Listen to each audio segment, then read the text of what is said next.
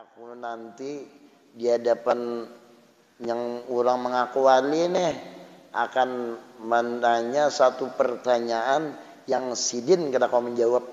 Wah ini artinya nak mentes wali, nak dites. Akan aku beri pertanyaan yang sidin kada sanggup menjawabnya. Harinya matinya, na'udzubillah, su'ul khatimah.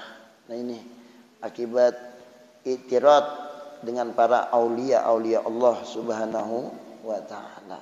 Karena sudah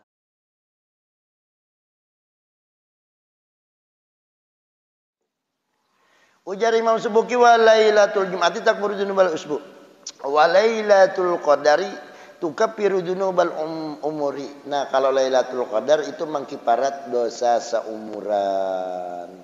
Nih, yang wali-wali itu para wali-wali Allah Ta'ala yang mendapatkan sebenarnya Lailatul Qadar itu kan para wali. Itu kada berdosa seumur hidup, ini dalilnya. Itu mengkiparat dosa seumuran. Oleh karena itulah ujar Imam Ghazali dan para aulia, jangan sekali-kali engkau mengiktirad para wali walaupun secara zahirnya mereka itu hilaf syariat, asal sidin wali bujur.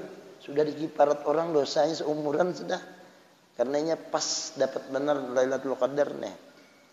Nah ini karena yang namanya para aulia Allah Subhanahu wa taala itu kalau kita kiparat bisa berbahaya.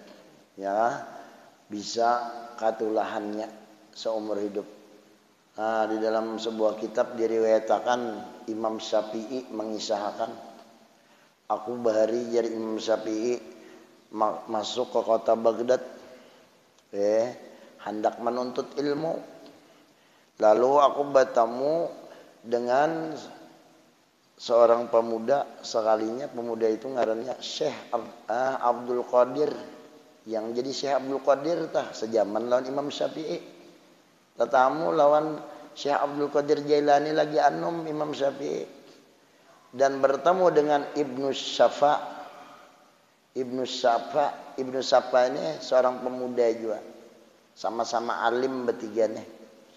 Jadi tiga orang ini tadi ziarah orang-orang soleh, ziaratul mahya, ziarah orang wali-wali yang masih hidup. Begitu tidak lama sekalinya mendengar kabar di Baghdadnya ada seseorang yang bergelar Qutbul Ghaus, wali kutub. Qutbul Ghaus, jadi wali kutub itu munnya menolong orang naik derajatnya Al-Ghaus, jar gurulun kayak gitu. Ada wali kutub lalu dikiau kayak seseman toh wali kutub, munnya kita dalam kepepet kita kiau sidin, datang sidin menolongi, ngarannya Qutbul Ghaus. Nah jadi ada di zaman itu seorang wali yang bergelar Qutbul Ghaus, penolongan benar orangnya, wali kutub. Maka tiga orang ini Imam Syafi'i, Syekh Abdul Qadir Jailani lawan Ibnu Syafa nih hendak ziarah. Lalu Ibnu Syafa ini bersuara, aku nanti di hadapan yang orang mengaku wali nih akan menanya satu pertanyaan yang sidin kada kau menjawab. Wah ini artinya nak mentes wali, nak dites. Akan aku beri pertanyaan yang sidin kada sanggup menjawabnya. Ditagur oleh Syekh Abdul Qadir lawan Imam Syafi'i, kada boleh pina su'ul adab kayak itu, kada jadinya. Gampang wahai Imam Syafi'i, ujar Imam Syafi'i, aku akan bertanya kepada beliau satu pertanyaan yang jawabannya akan aku takzimkan, akan aku muliakan jawabannya, ujar Imam Syafi'i. Engkau pang Abdul Qadir, ujar Syekh Abdul Qadir, aku akan bertanya satu pertanyaan, aku pun kada bertanya, tapi aku akan takzim duduk di hadapan wali ini. Nah ini, jadi dua memuliakan, satu mengiktirad, hendak mentes. Akhirnya berangkat tiga orang ini, sampailah kepada Qutbul Ghaus nih. Begitu di hadapannya langsung memandang kepada Ibnu Syafa. Belum betakon lagi nang bertiga nih. Nang wali kutub ini langsung melihat lawan Ibnu Saba. Wajah Sidin marah. Engkau hendak mentes aku kah? Hendak menanya yang aku kada tahu jawabannya kah? Ketahuilah pertanyaanmu ini jawabannya ini. Wah, yang lain belum bertakon dari jawabnya. Lalu memandang kepada Imam Syafi'i. Wahai engkau, pertanyaanmu ini jawabannya ini. Engkau menjadi orang besar, ujar wali ini tadi. Ini si Abdul Qadir bilang, wahai engkau mentakzimkan wali, menghormati wali, maka engkau akan dimuliakan Allah, namamu akan harum di mana-mana.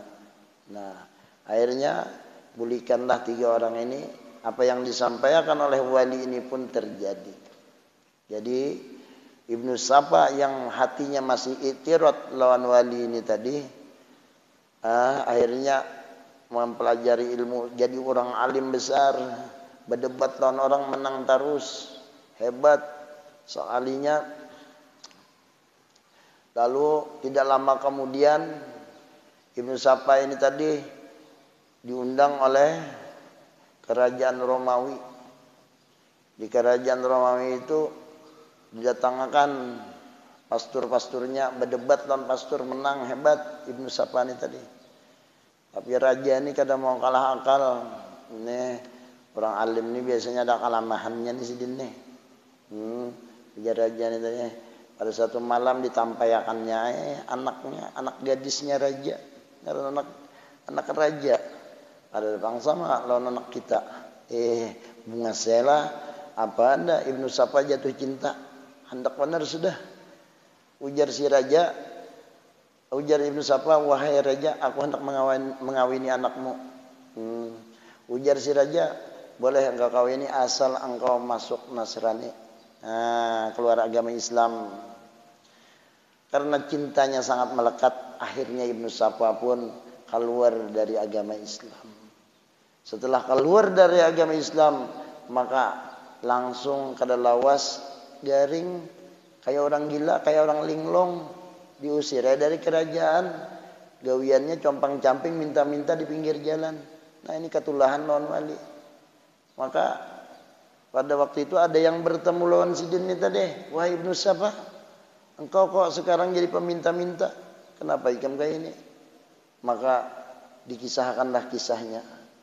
Apakah engkau masih hafal Al-Quran?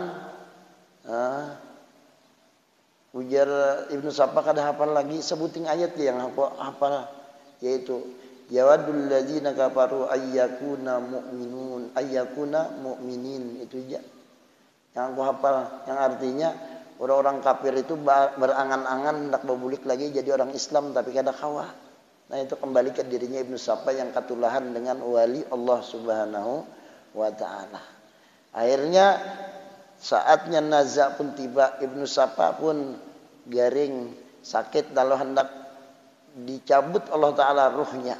Di saat hendak dicabut oleh kawannya, dihadapkan ke arah kiblat. Jadi sunnah kita itu, umpama keluarga kita hendak nazak, hendak keluar ruh dari tubuhnya, maka dihadapkan batis itu meninjak kiblat. Jadi batis ke arah kiblat, kepala di sebelah sana. Itu sunnah. Amunnya kawa kayak itu, insya Allah husnul khatimah. Jangan sudah mati hanya hadapan ke kiblat ya sudah mati. Hanya dihadapkan orang pas sakarat nang nazaknya, nang dihadapkan ke kiblat supaya menghadap Baitullah yang dilihatnya. Akhirnya terpaling terus, begitu dibujurakan ke kiblat, Ibnu Saba pun terpaling kada ke arah kiblat lagi. Nah sekalinya matinya, na'udzubillah, su'ul khatimah. Nah ini akibat i'tirad dengan para aulia Allah Subhanahu wa ta'ala. Karena sudah masuk Isya, kita sambung minggu depan insyaallah, dan mudah-mudahan kita senantiasa diberi Allah Subhanahu wa ta'ala kesehatan, bertemu dengan malam nisfu Sa'ban dalam keadaan panjang umur dan sehat badan. Ala hadhihi niyyah wa likulli niyatin salihah. Al-Fatihah.